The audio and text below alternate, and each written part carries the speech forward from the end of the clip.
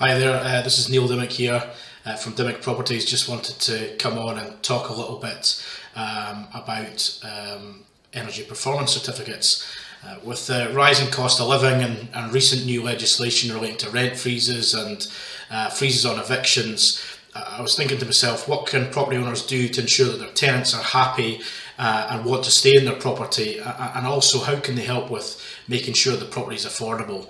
And one of the main things that kept springing to my mind was making sure your property is as energy efficient as possible. Each property that's rented out on the market needs to have an energy performance certificate, and that rates from F being the lowest to A being the best. And these certificates are valid for 10 years. Currently, to rent out your property, the minimum rating that's required is an E.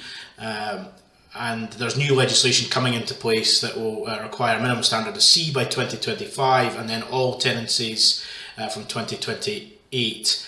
So that's a C for all new tenancies and everything by 2028.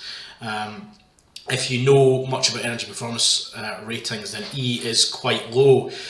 So moving upwards from that now, as opposed to waiting until those legislative changes coming in, I think is recommended anyway. And also, having a more energy efficient property is more desirable in this economic climate.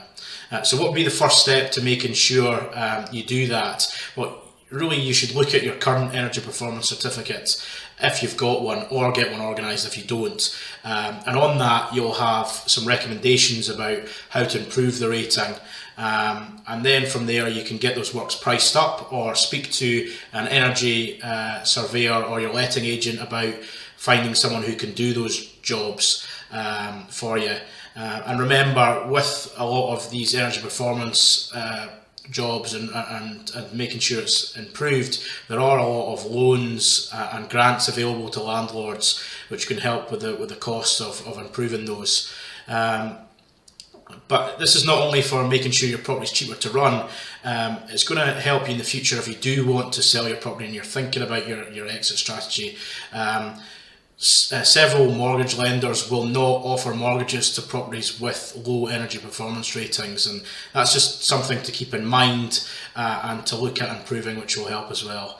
Anyway, I hope that was helpful, and if anybody wants any advice or wants to discuss the energy performance rating of their property, just get in touch with me.